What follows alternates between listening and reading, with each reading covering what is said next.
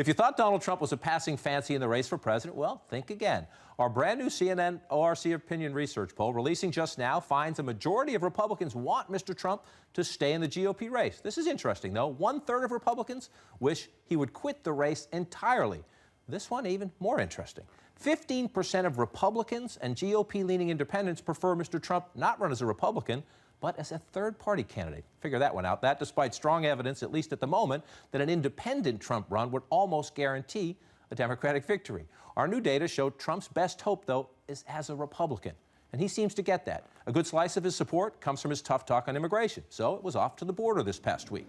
Then, in Iowa on Saturday, Trump launched at the man who throughout this summer has been leading the Iowa polls, the Wisconsin governor, Scott Walker. Wisconsin's doing terribly. It's first of all, it's in turmoil. The schools are a disaster, and they're fighting like crazy because there's no money for the schools.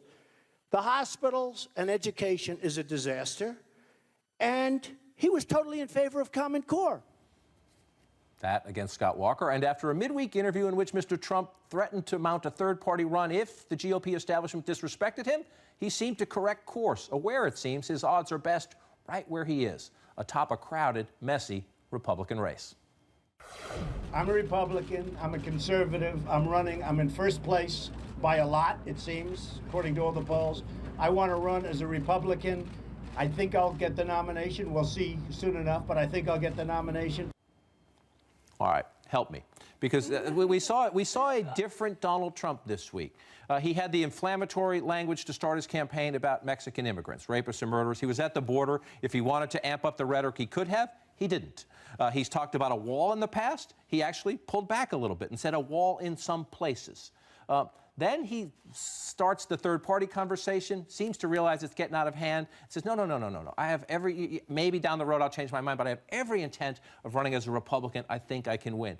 He sounded to me like a tactical, strategic politician.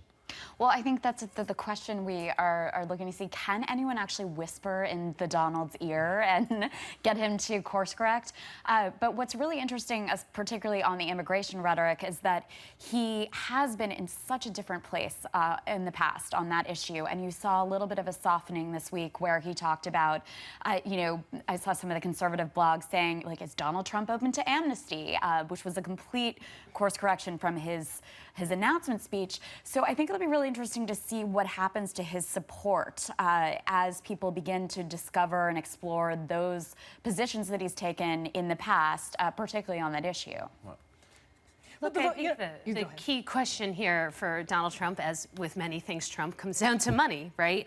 He's self-funding. He's paying for this bid. So the question is not even how much he's willing to spend, right? He could kind of do this. He's very high name ID. He doesn't really need to run ads. He could, but he could do it on the cheap for a presidential campaign, which is still, of course, quite expensive.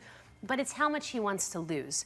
His money, it's coming, yes, in part from real estate deals, but it's coming from licensing his name. The value of his name is really, really important to his financial empire. So if these statements, if this presidential quest starts hurting the value of his brand, I think we're going to see him pull out of this race. So that's what you need to watch. It's already had some impact. And that might be kind of why we've seen him moderate his tone, right? Because so far he's lost the Macy's thing. He's had that restaurateur pull out. So certainly possible golf course boycott, right? Or is he moderating his tone because he's in first place? Yeah, and forgive me. I know he cares about his brand. I know he cares about his name. But let's give him some credit. Yeah, no, I think that's right. He is leading the race right now, or he's a factor in the race anyway. We're going to have brand new poll numbers, by the way, on State of the Union coming up in just about a half an hour that show you the horse race numbers. But he's doing very well in the race. And if you look at 17 candidates in the Republican race, if he's getting in the high teens or around 20%, as long as that bunch stays in, you're winning states. I think one of the questions, we're coming up on the first debate, one of the questions is how long can he go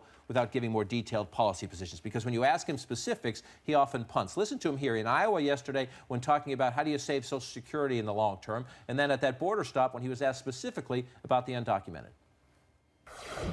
Bring back so much money and make our country so rich and great again that I won't have to cut Social Security, because I don't want to cut Social, and I'm the only one that can do that. What would you do with the 11 million undocumented immigrants who are already here? The first thing we have to do is strengthen our borders, and after that, we're going to have plenty of time to talk about it. How long can he get away with that? I get the idea. If you create more jobs, there's more tax revenue coming into Social Security. But if you're looking 15, 20, 30 years down the line, and Social Security is easier than Medicare, but you're still having to deal with questions. Do you raise the retirement age again, or do you means test benefits, or do you dial some of them back?